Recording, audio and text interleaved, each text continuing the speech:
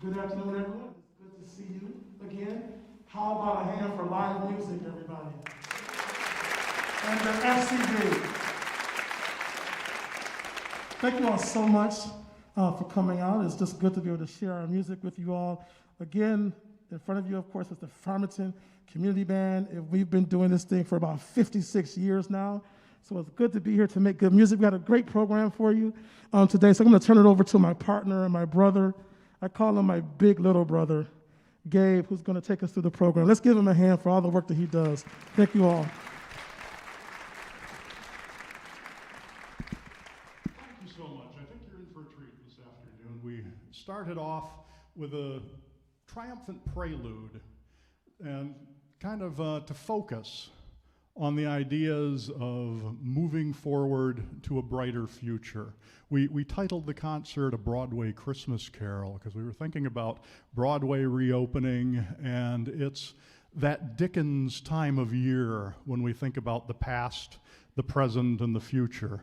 And if we learned anything from Dickens and Mr. Scrooge, it's that the past is behind us, but the future is ours to shape. So we're going to try and emphasize positive vibes and inspirational music in this next hour or so. Next up, we're going to do a piece by Vaughan Williams called Rosa Medri. It was based on an old Welsh hymn, and he originally wrote it for the organ, later on did it for the concert band, and what I think is just a truly beautiful piece. Hope you enjoy it.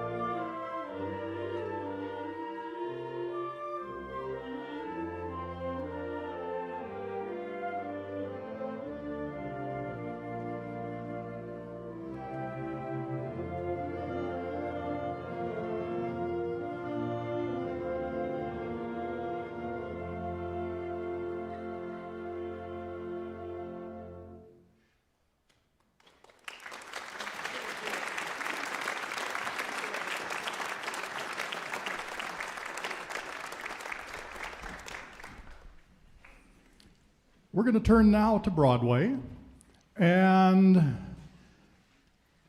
history has provided a fertile source of inspiration for Broadway musicals. The war in World War II war in Asia, we ended up with South Pacific, the settling of the American West, Oklahoma, the legends of King Arthur and the Knights of the Round Table gave us Spamalot. And so 100 years ago, in the city of Chicago, the Chicago press and the public who read it were fascinated with a heightened number of murders taking place by women killing their husbands, boyfriends, and so on. And it was a lot of scandal, but scandal sells newspapers. Fast forward 60 years, and Fred Kander put together some music for a musical based on the crime in Chicago in the 20s, and drew on Chicago jazz styles and vaudeville styles and tango music to produce an incredibly memorable music with dancing choreographed by Bob Fosse that was a major hit in '75 and has been popular enough to revive every so many years. It's one of the most revived musicals that I know of. London's West End, Chicago was the longest running musical they've ever had when it was there as a revival a few years ago. So sit back, enjoy all that jazz as we play selections from Chicago.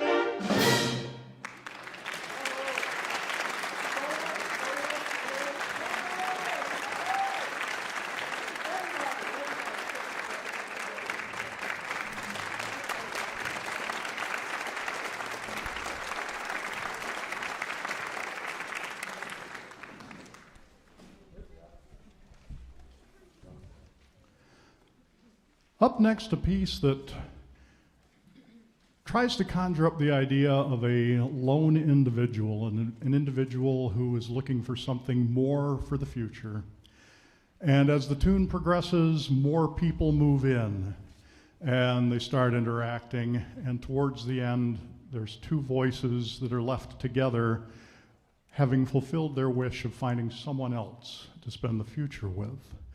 Brian Balmage's piece called A Solitary Wish.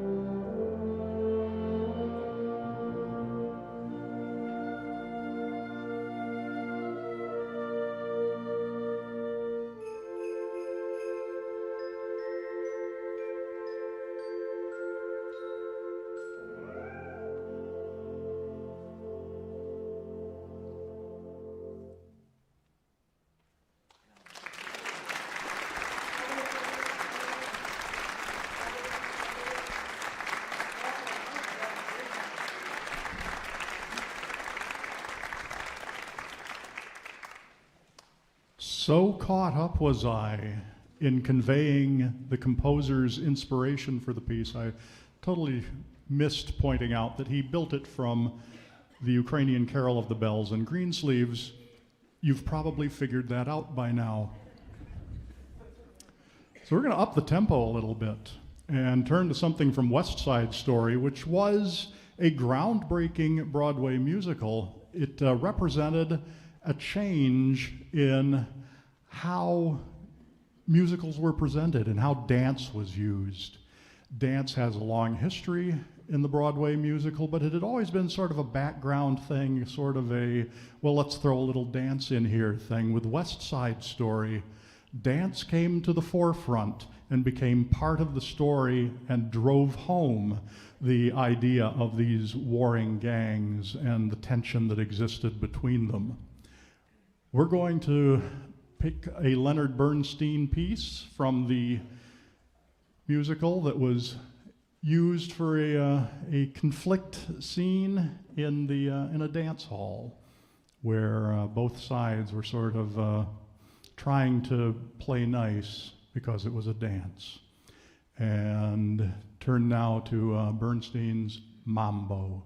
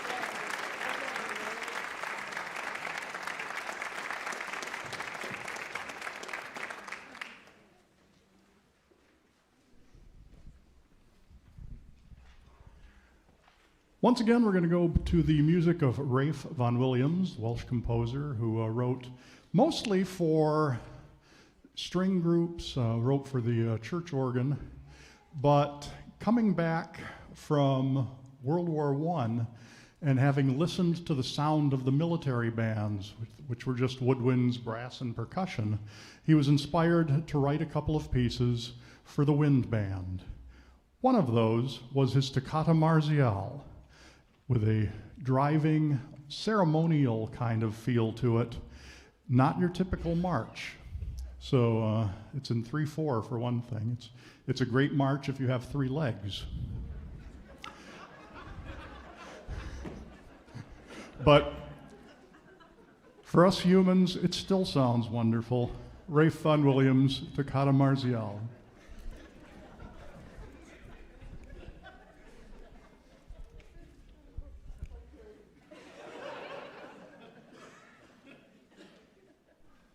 I broke the maestro.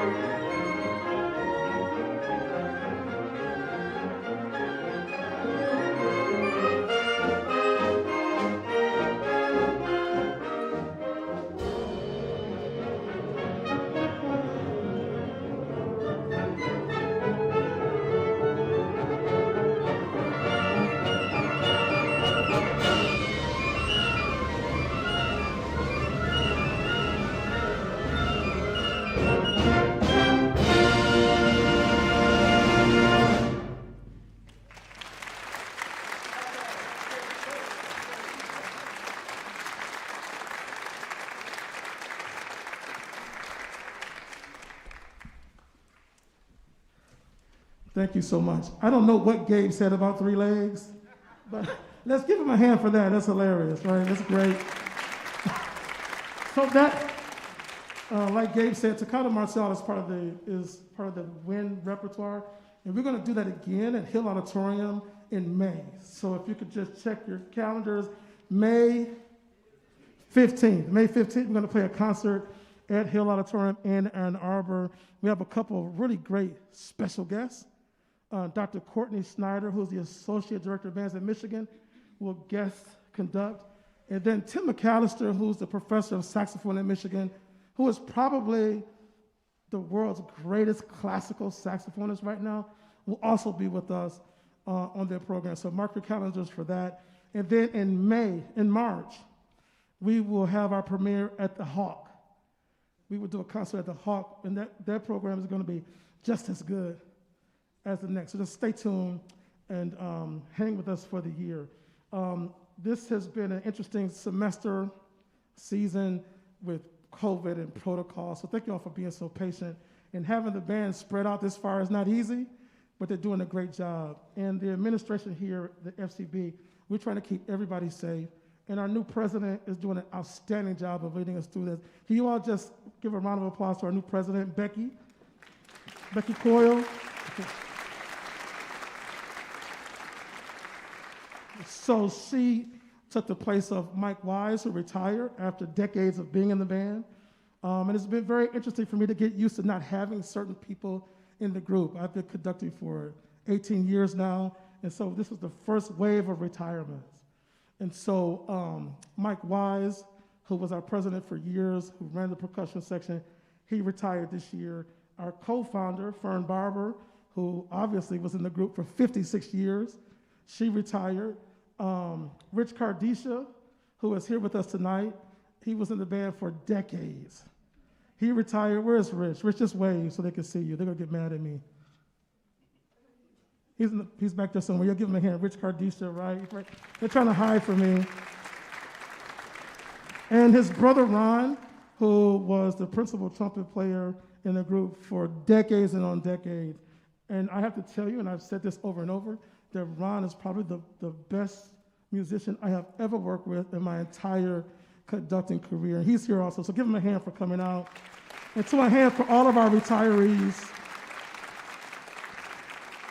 We just wish them well. We do miss them, but we just want to let them know that we're carrying on, and the band's going to carry on for years and decades to come. So I'm going to stop talking and get with some music. Let's give it back to Gabe and see what he can make up again this time.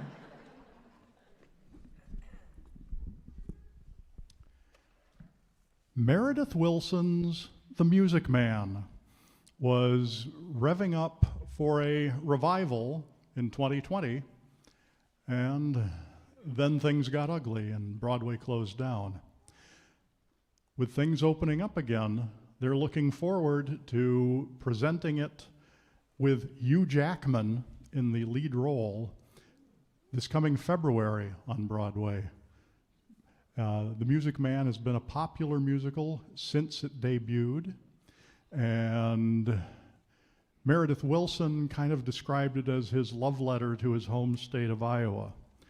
And not giving up and making sure they push through and bring it back to Broadway is kind of a great example of what Meredith Wilson called Iowa stubborn. So sit back and soak up the music of Meredith Wilson from The Music Man.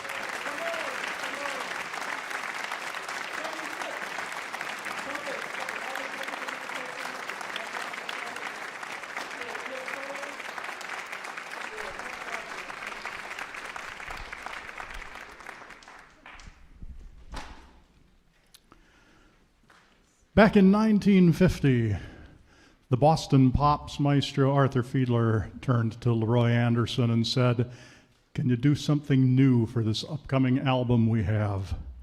And Anderson had that rare ability to just come up with something new that was instantly popular. He also had the ability to take existing things, combine them into something new and instantly popular. And for this album, he brought together, I think it was 8 Christmas carols and 1 Christmas song into something called a Christmas festival.